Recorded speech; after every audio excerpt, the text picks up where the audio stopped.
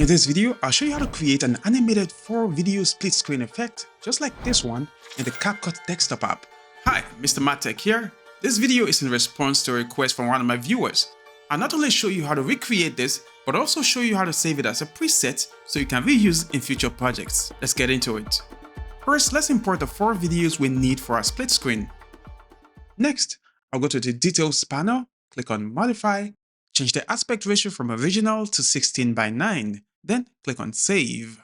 Now, I'll drag my 4 videos down to the timeline, then stack them on top of each other. Then I'll trim the videos so they start and end at the same time. So now we're occupying layers 1, 2, 3, and 4. Now, click on the top clip, go to the Details panel, under Basic, change the scale to 50%. Then click on it in the player and drag it to the top left. When you see these 2 blue lines, it's perfectly aligned. Let's move to the clip right below it. Change the scale to 50% and move it to the top right. I'll change the scale of the one below it to 50% too and move it to the bottom left. And then move on to the final one, change the scale to 50% as well and move it to the bottom right. Now, pay attention to this. The reason using 50% scale across the videos works is that they were all shot in an aspect ratio of 16:9. If that's not the case for you, you might want to crop individual clips to that aspect ratio. For instance, if I want to use this clip right here, which is clearly not in an aspect ratio of 16:9, I'll just drag it down into the timeline, then select it, and click on the crop tool. Change from free to 16:9. Adjust the crop, then click on Confirm. After that, you can use it in your split screen the same way we did for the others. Change the scale to 50% and move it to any corner. But we don't need this 5th clip, so I'll just delete it from the timeline. Now that we are done arranging the clips, here's how to add our animated lines. Click on Text, Add Text, then drag the default text above the clips. Now let's just extend the text for the entire duration of our clip. In the Details panel, we're going to type in a few underscores. To type an underscore, just hold Shift on your keyboard and press the hyphen key. Remain in the Details panel and scroll down to Transform. Then toggle off Uniform Scale. We're going to use these sliders right here, the Scale Width and the Scale Height sliders to perfect our line. Stretch the slider to cover the width of our player and increase the height to get the thickness we want. Now this looks good.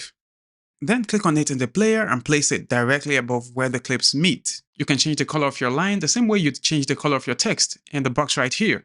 But I want my lines to be white, so I'll change it back to white. Now, let's create the vertical line.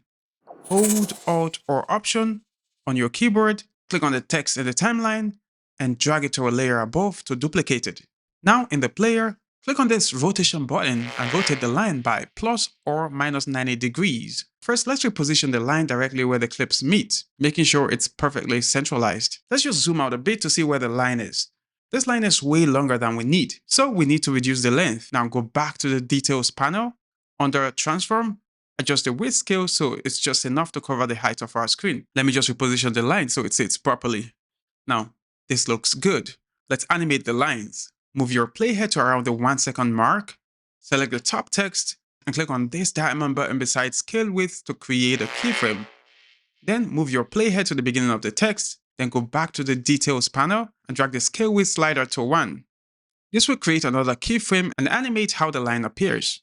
Now let's animate how it leaves. Move your playhead to less than 1 second before the end of your text, create a keyframe for Scale Width, then move your playhead to the end of the text, then go back to the Details panel and drag the Scale Width slider down to 1. Now let's play it. It animates the vertical line. Looks good, but let's make it better. Right-click on the text, click on Show Variable Speed Animation. The shortcut is Option or Alt plus K. Then select the linear line between the first 2 keyframes, hold Command for Mac or Control for Windows, then select the line between the last 2 keyframes and click on the free curve, then select Cubic Ease. Close the graph editor and press Option or Alt K to close the speed editor. Let's play it.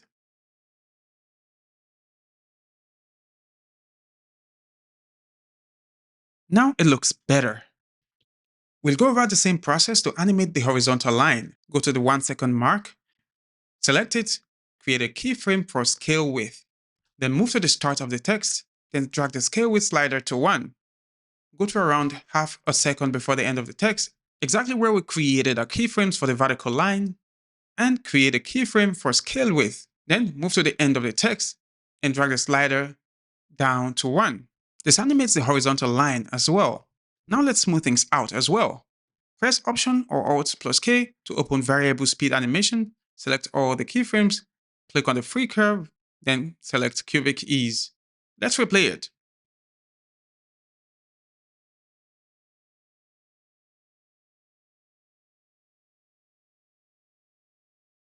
Lovely, but let's make it much better. Let's trim the beginning of the 3 clips above the main track so they appear just before the 1-second mark as the animation of our lines is about to end. Do the same for the end of the clips. Trim them a bit so the end of the lines trail our clips. Now select the clip on the top left, go to the details panel, click on animation, in, and search for what suits your vibe. As for me, I'll go with shake slide. For out, I'll go with smoke. I'll replicate the same animation we did for the clip in the top left on the clip in the bottom left. But I'll just vary the duration of the animation a bit for in and out. After animating all the videos, this is what I got. Looks good. There's one important final thing we must do. Let's save the preset so we can reuse it. Select the texts, right-click and click on Create Compound Clip. Then right-click on the compound clip and click on Save Preset. Next time you need it, you'll find it in Library, Yours, My Preset. Just drag it down to your timeline. Now let me show you how to use the preset. Let's just delete this compound clip for the lines from our timeline. Now I'll go to Media Library, Yours, My Preset, and drag the preset down to the timeline. Even if the duration of the split screen video you want to use the preset on isn't the same as the preset, you can easily adjust the duration of our animation by dragging around our last 2 keyframes. Now let's try it with these videos on the timeline. I'll just extend them a bit so they are now much longer than our presets. Just how to make the preset match. First, right-click on the preset and click on Undo Compound Clip.